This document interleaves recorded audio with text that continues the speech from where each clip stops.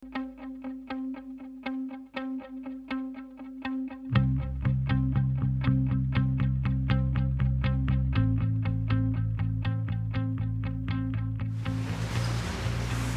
a question for you.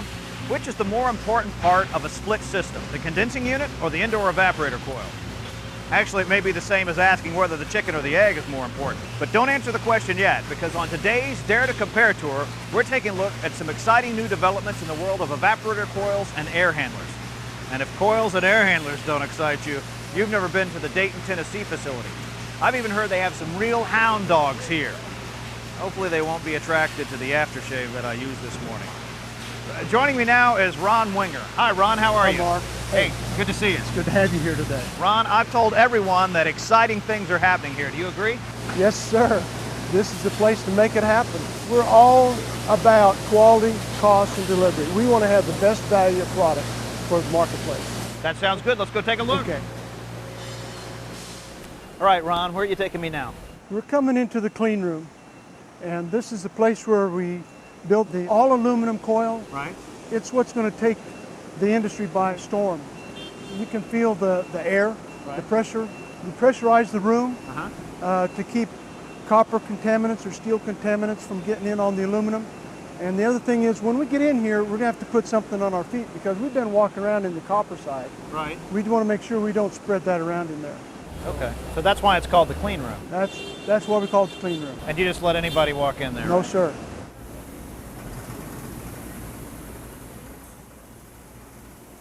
Oh, there's that pressure you were talking about. Yep. The fans are blowing, pressurizing the room so we can keep all those other unfavorable particles out of here. Right, right.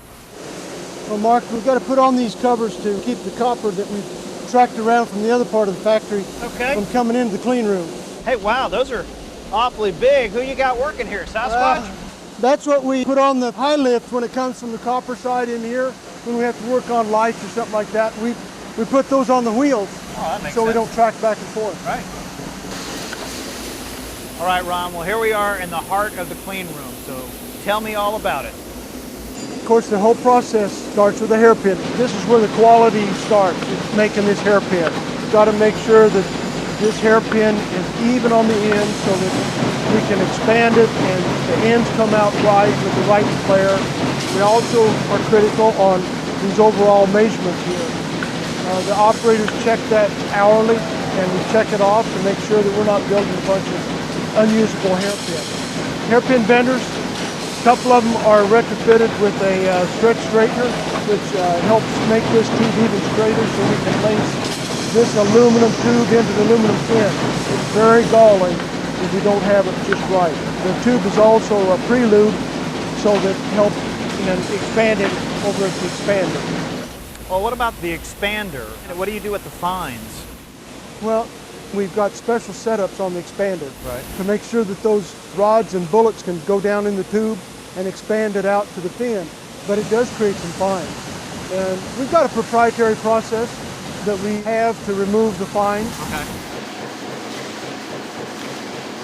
And so you've got the auto brazier over here as well. Part of that process is proprietary too. Okay. And we've got special braze rings, special return bends, and we run it through. We've got various setups for brazing the return bend and crossovers into the coil. All right, Ron, I've heard a lot around here about your hound dogs, and I've heard a lot of noises here today, but I haven't heard any barking or howling, so they must really like working here. Well, the hound dogs are quiet machines. They're not going to be barking at you. That noise you're hearing, that's that thump, thump, thump of the fin press. Right. And if we don't have that going on, we don't have something put in the hound dog. But the hound dog is going to look for those leaks. It's going to sniff them out and look for the leaks. Come on, let's go look at them. Let's go take a look. All right, Ron, I've heard a lot about those hound dogs. Is this finally it? No. This is not the hound dog. This is where we're putting on that tracker label that keeps up with the leak check data and gives us all the information about the unit. You said these are all aluminum coils. How does the installer connect all the fittings to these things? Well, we've tried to account for that. If you look at this unit that we have right here, we're putting on a copper stud. So when it gets out in the field, the installer would cut off the end of that spun end, Right. and he'd braze copper to copper. He didn't have to deal with the aluminum. All right, so the next place we're going, the Hound Dog. Nope, we're going to go to pressure decay. Well, let's go see it.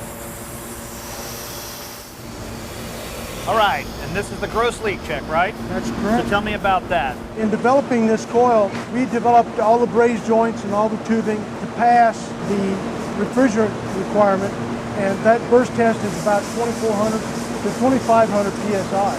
And we've got test after test after test that shows that these aluminum built coils are very, very strong. All right, next, the Hound Dog. All right, let's go. Yep.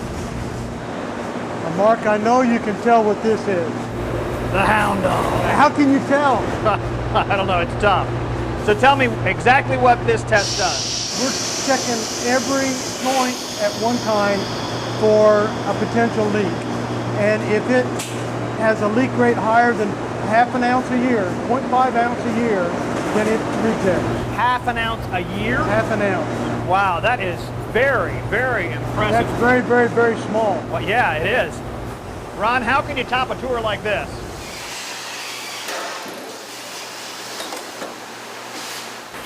Well, Mark, we're just about to get to line C, which is the world's most productive air handler assembly line. We make it happen here. So they assemble the entire unit right here between these two walls, this small space. That's correct. Wow. And we do everything. All the sub-assembly work gets done right here on this line. And we build the coil at the front of the line, do the full leak test. We bend the wrapper, we insulate it, we start assembling, and it just goes down the line. Well, I can see why you call it the most productive. These guys just move so fast. Every person on this team knows their job, and they have a certain amount of time to get it done, and they all work together to make it happen, to build the best quality unit. So what kind of testing do you do on the units? Well, that's next, and we do a very thorough test job. So let's go over and take a look at that. Let's do it. Well, Mark, here we are at the run test, one of the more important stations on this assembly line. One of the first things that the operator is going to do here is check the pressure of the unit to verify that something didn't happen coming down the line before we get it into the box over here. Then the operator is going to plug in the electrical, and we're going to go through the full gamut of tests. We're going to do the high pot, we're going to test out the heater, we're going to hook up the motor, and we've got some very tight band of acceptance ranges for all these tests. Assuming that it passes all those tests, then it's going to print out a label. That is the indicator for the field. Hey, this thing's been through 100% test. The next step there is the operator puts on the top cover, and that operator will scan that tracker label again to print out the boxing label. But once it passes that test, you box it up, it's ready to ship off. That's correct.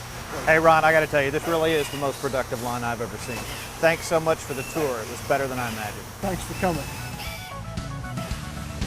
To many people, evaporator coils and air handlers are just the basic components of a split system. But to the folks here, the #1 goal is to manufacture the industry's best products, and their dedication shows. But don't take my word for it. Schedule a Dare to Compare tour today.